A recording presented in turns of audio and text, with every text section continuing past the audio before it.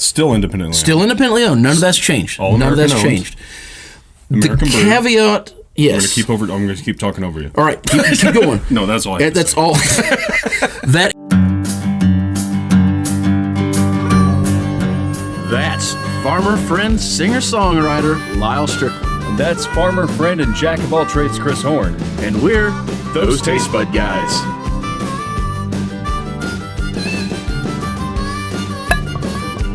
Hey guys, welcome back. Thanks for joining us yet again. If you stuck with us this far, we really appreciate it. If you can, just smash the like button and the subscribe button, and all will be well. I think it makes it better if you smash it. If you hit Smash it, yes. hit it really hard, we get like 2 likes. Unless it's an iPhone. Don't hit an iPhone, and things won't last. Unless iPhone sponsors. iPhone's awesome. Okay. Hey, okay, so anyhow, to get to the point tonight, we're finally going to get into not the big 3. We're going to get into a craft beer. Craft beer. Craft beer. Hey, what's that thing? What thing? Over your head. Oh, that's an asterisk. Oh. Yeah. We'll talk about that in a little bit. Okay. There's a reason for that.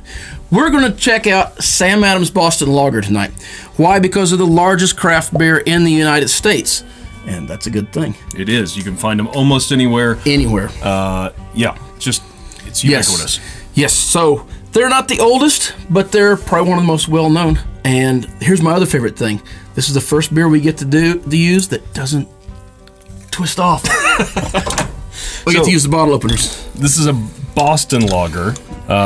Before we get started on what a Boston Lager is, which is, I'm assuming, going to change, this sits at 5% ABV and 30 IBUs. So it's not a heavy hitter, but it's got some punch behind the bitterness level. Yeah. So, this is by far the best beer we've had to this point. I mean, I don't think there's any reason to think it is. As much as I liked one of the other beers we've done, this is definitely a go-to for me. And it's what you could find as a craft beer in basically any bar, restaurant. I don't know of a place you couldn't go in and probably find this beer.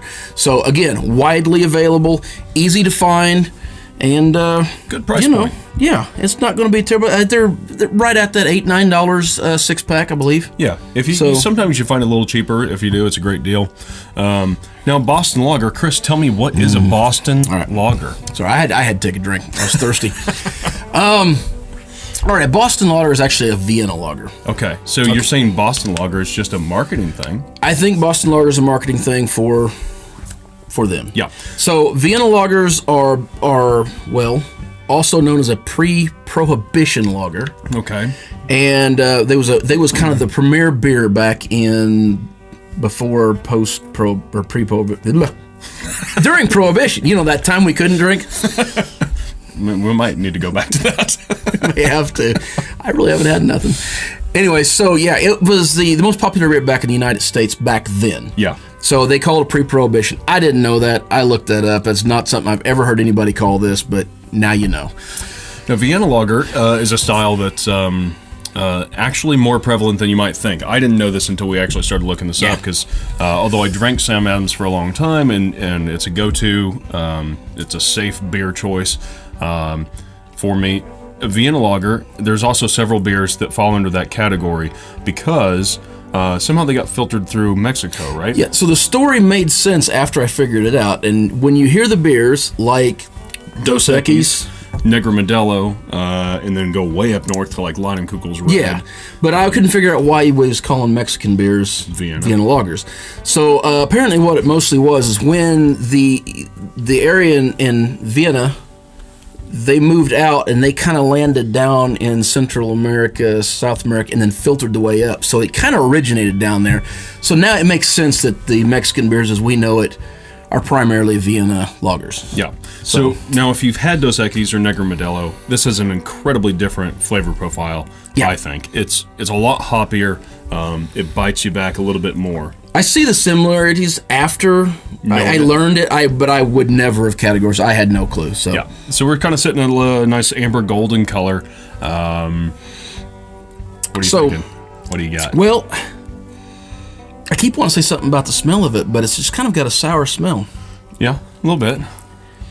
It actually makes me wonder if we've got an old bottle, to be honest. Well, it's possible. Because it's kind of, it's got a little bit of a sourness to the nose that I don't remember smelling the last time I had this. Month before notch. No, September. We're still good. Okay. Yeah. It's moving on, but it's still fresh. Maybe you did a bad job at washing the dishes. Well, that's also very possible. Do you taste any Dawn in there? Is it a nice Dawn like a dish little soap. soapy feel? Yeah. No, so on the nose, if they do usually have a nice, rich, almost sugary smell. Or caramely. Caramely is probably the better way to describe it. And yeah, color. I actually love the color of this beer. Yeah. So it's one of my favorites to look at. It's not golden, but it's just this coppery, amber. I don't know. I love it. Anyhow, it's just one of my favorites. Next to like a super dark beer, this is my favorite thing to look at. So I remember my dad ordering Sam Adams a long, long time ago, when like way before I even thought about beer. And I remember everyone else at the table, ordering Budweiser or Bud Light, and he ordered a Samuel Adams, Which is the correct way to say it. I just thought, like, man, my dad is the coolest dude on the planet. So now here I am drinking Sam Adams, drinking a good American craft beer. Right? Yeah, well, yeah. Yeah. Yeah. Okay. Yeah. So let's talk about this briefly. Let's taste it, and then we'll talk about it. Okay, all right. Let's taste it. Because I've already been tasting. If we keep talking about it, there's nothing going to be left to taste. Well, so what are you tasting then? Well,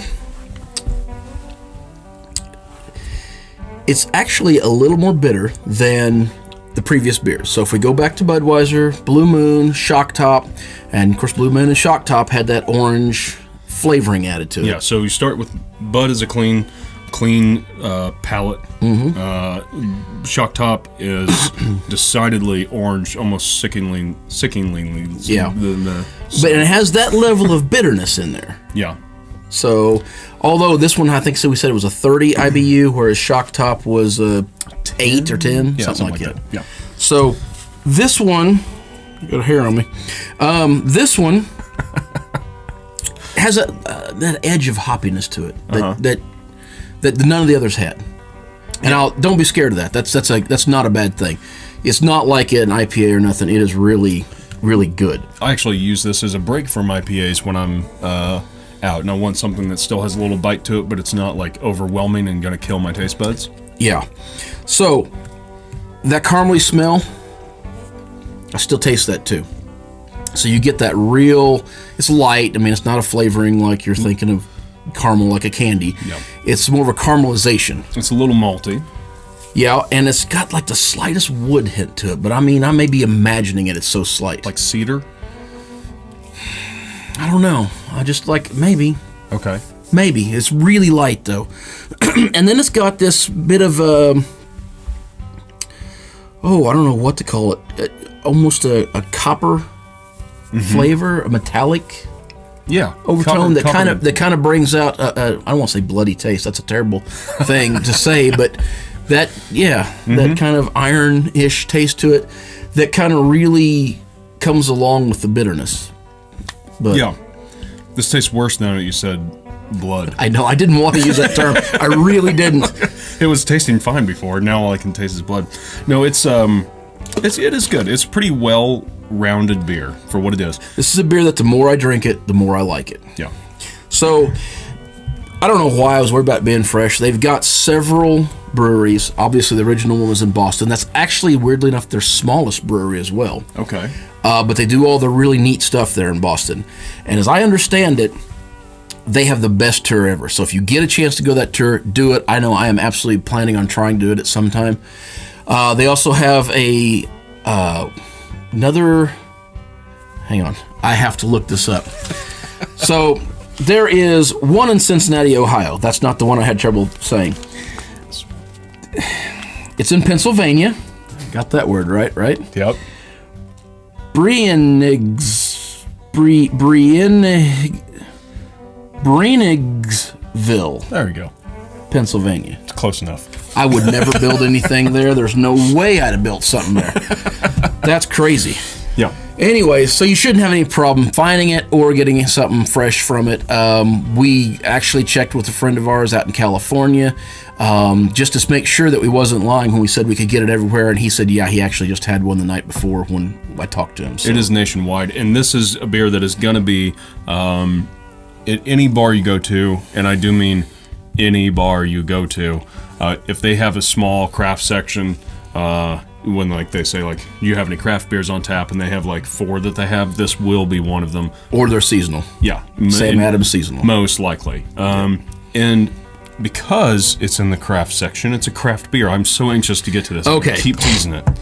All right, it is truly a craft beer, but you know how they have them stats in baseball and there's that little asterisk about it? Mm-hmm. All right, that's why we put an asterisk here. So, Sam Adams was independently owned. They created their own stuff. They fell all within... Still independently owned. None of that's changed. All None of that's owned. changed. American the brew. Caveat... Yes. I'm going to keep talking over you. All right, keep going. No, that's all I have to That's say. all. That is... Nothing has changed. Okay. Everything's clean. I totally agree. It's a craft beer. Here's the caveat to it. In 2010, you have to brew less than 2 million barrels annually to be considered craft beer. To put that in perspective, But Sam Adams is so big. they are. And in 2010, they brewed more than that. Yeah. So they lobbied to have that rule changed. And now it's 6 million barrels. To be defined as a craft beer. To be defined as a craft beer. So that's they awful are handy. still craft beer, but technically, if you have to change the rules, Are you really a craft beer? But, and that seems like Sam Adams is really hitting up on the little guys. Like, they don't fit into that category. They're beating up on the little guys. They really should be up there with Budweiser and Coors and Miller, right? I'm at a loss to that. But no, not to what you're saying. 6 million barrels a year compared to, what did we say with Budweiser? 56 billion. No, 56 million barrels. 56 billion. Revenue, sorry. Yeah. 56 million barrels a year versus their 2 million barrels a year. 6. 6 billion. Yeah.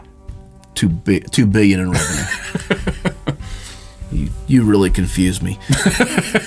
Long story short, they are not as big, anywhere close to as big as the big guys, but they are much larger than your local or regional craft brewery. But that doesn't mean that they make bad beer. They've got a ton of different flavors and there's seasonals, some rotations, good beer. and sampler packs. It's definitely worth a shot trying, and always when they come out with something new, grab it, try it. Absolutely. They actually do a real quick thing. We got to get out of here. But they do a real quick, cool thing where they take homebrew recipes, they send them in, and there's a contest. And I don't know when the last time they did this, but occasionally they'll take the homebrew recipes, brew them, and march them out in a sampler pack, which is kind of cool. Yeah, and then if they get tested out enough, they put them into production. And man, I don't know of any other beer company that does that. Yeah, they do a lot of really, really cool things. Yeah. So give them a shout. You got anything else? No, other than I'm sure Todd just popped up here and corrected all the stuff that I just messed up saying. It tends to. Because I realize now what I meant to say, but I'm just going to let them do that afterwards. As they do. That way we can not bore you too much.